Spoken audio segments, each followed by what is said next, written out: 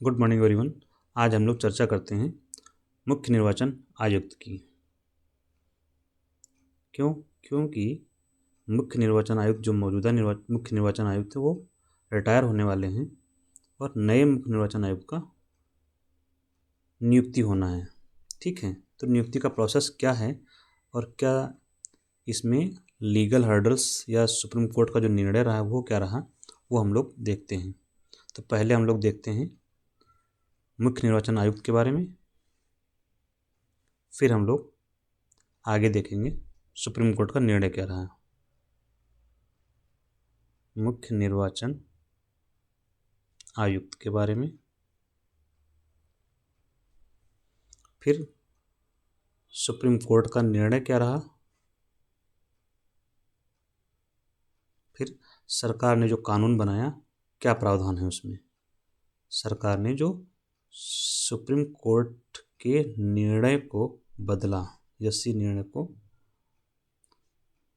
बदला गया, वो देखेंगे कैसे है और क्या प्रक्रिया होगी इनकी नियुक्ति की।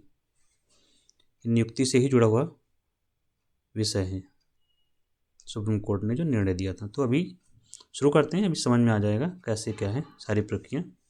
तो मुख्य निर्वाचन आयुक्त के बारे में हमें जानना है, तो इसमें हमें ये जानना है कि कितने सदस्यीय होता है। सदस्यीय चुनाव आयोग, मुख्य निर्वाचन आयुक्त किसका प्रमुख है? चुनाव आयोग का।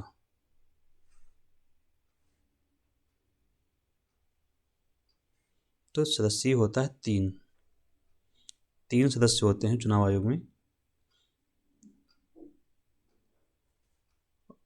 इसमें से एक होगा आपका मुख्य निर्वाचन आयुक्त,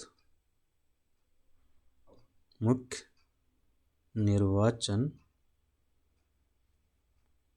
आयुक्त, और दो होंगे अन्य निर्वाचन आयुक्त। तो विवाद यहीं से है जो आपको स्पष्ट होगा यहाँ पर। ठीक है, इनका कार्यकाल कितना होता है? 6 साल पद पर रहें या 65 साल की उम्र हो जाए, 65 साल की आयु जो भी पहले होगा उसी से रिटायर हो जाएंगे। इसका मतलब आपको समझना है तो ऐसे समझ लीजिए कि कोई व्यक्ति है जो मान लीजिए कि 55 साल का है, जो नियुक्त हुआ चीफ इलेक्शन कमिश्नर। तो 55 में 6 साल तक टेन्योर है इसका, जोड़ेंगे कितना होगा?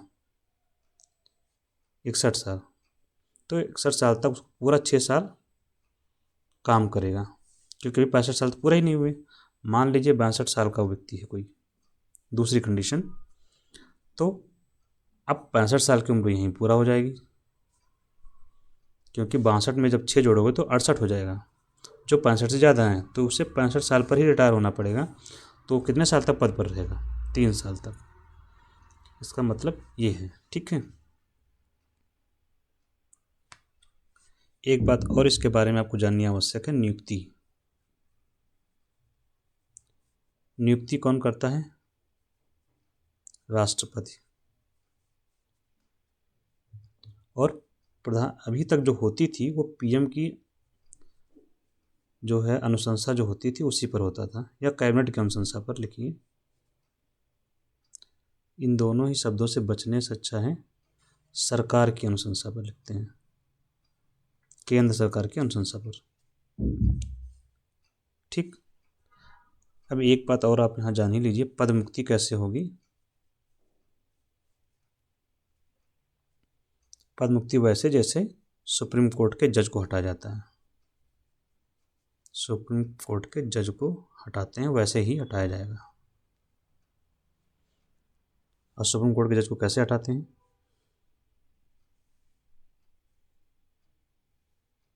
हटाने के लिए आधार क्या होगा, किस बेसिस पर हटाओगे? बेसिस भी होना चाहिए। तो बेसिस हैं आपके पास दो, एक है प्रूव्ड मिसबिहेवियर जिसको बोलते हैं साबित कदाचार, और दूसरा है अक्षमता। ठीक, इसी के आधार पर प्रस्ताव लाया जाएगा संसद में और उस प्रस्ताव को विशेष बहुमत से पारित करवाना होगा दोनों सदनों में। ये थी सामान्य जानकारी जो हमने चीफ इलेक्शन कमिश्नर के बारे में पढ़ा। अब यहाँ जो मुद्दा जुड़ा हुआ है आज न्यूज़ में जो है वो ये है कि नियुक्ति से जुड़ा हुआ है मुद्दा, चीफ इलेक्शन कमिश्नर की नियुक्ति से जुड़ा हुआ है। तो नियुक्ति कौन करता है? राष्ट्रपति करता है सरकार की अनुशंसा पर।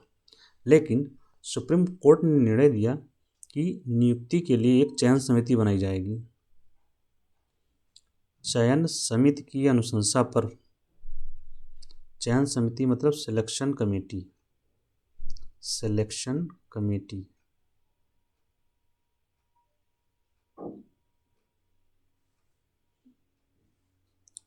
चयन समिति की अनुशंसा पर नियुक्ति होगी। अब ये सुप्रीम कोर्ट का निर्णय था 2023 का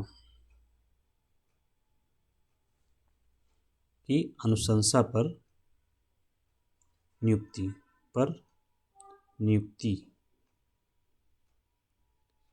राष्ट्रपति के द्वारा की जाएगी। अनुशंसा मतलब रिकमेंडेशन राष्ट्रपति द्वारा। अब यहाँ पर जब चयन समिति का नाम आ गया तो आपको सोचना पड़ेगा कि चयन समिति में कौन कौन लोग होंगे। तो चयन समिति में सुप्रीम कोर्ट ने बताया कि 3 सदस्य होगी। ये 3 सदस्य होंगे इसमें जो ये डिसाइड करेंगे कि किसका नाम रिकमेंड किया जाए। तो 3 सदस्य कौन होंगे? एक तो होगा प्राइम मिनिस्टर, दूसरा होगा विपक्ष का नेता, विपक्ष नेता आप लोग जान रहे होंगे कहाँ का, लोकसभा का, और तीसरा होगा CJI, chief justice of India, Bharat का मुख्य न्यायाधीश।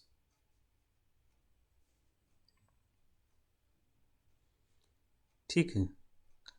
तो अभी तक क्या होता था, सरकार नियुक्ति करती थी, रिकमेंड कर दिया, नियुक्ति हो जाती थी। अब सुप्रीम कोर्ट ने जब निर्णय दिया तब ये व्यवस्था हो गई कि ये नियुक्ति होगी लेकिन एक सिलेक्शन कमेटी की अनुशंसा पर होगी, जिसमें 3 सदस्य होंगे, PM, विपक्ष का नेता और CJI। अब ये प्रावधान किया था सुप्रीम कोर्ट ने, इसी प्रावधान को, ये जो पॉइंट है इसी को सरकार ने एक कानून के द्वारा उलट दिया। क्या किया हम लोग आगे देखते हैं। सरकार का फैसला क्या रहा? सरकार ने निर्णय लिया, क्या एक कानून पास किया गया जो इलेक्शन कमीशन ऑफ इंडिया के नाम से ही है, कानून पास किया गया और उसमें ये बात कही गई कि एक सिलेक्शन कमेटी होगी, एक चयन समिति होगी। चयन समिति की अनुशंसा पर नियुक्ति होगी। जैसा कि सुप्रीम कोर्ट ने कहा, चयन समिति की अनुशंसा पर नियुक्ति राष्ट्रपति करेगा, लेकिन चयन समिति की अनुशंसा पर नियुक्ति राष्ट्रपति द्वारा। लेकिन चयन समिति में कौन लोग होंगे इसमें परिवर्तन कर दिया कानून में। चयन समिति में 3 लोग हैं, लेकिन कौन लोग हैं ये परिवर्तन हो गया। 3 सदस्यीय,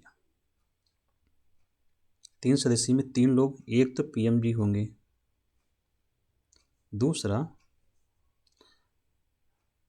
विपक्ष का नेता। 2 बातें तो ठीक थी, सुप्रीम कोर्ट ने भी यही 2 बातें बोली इतना तक, विपक्ष का नेता, लोकसभा का। तीसरा जो CJI को रखा था भारत के मुख्य न्यायाधीश को, उसकी जगह पर कर दिया कैबिनेट मंत्री। किसको कर दिया? कैबिनेट मंत्री को। इसकी वजह से तो अब सरकार इस कमेटी के आधार पर निर्णय करेगी। तो अभी नियुक्ति होगी इसके आधार पर। अब जो भी नियुक्त होंगे उसकी जानकारी हम लोगों को मिलेगी। तब तक के लिए थैंक यू। नेक्स्ट क्लास में हम लोग मिलते हैं।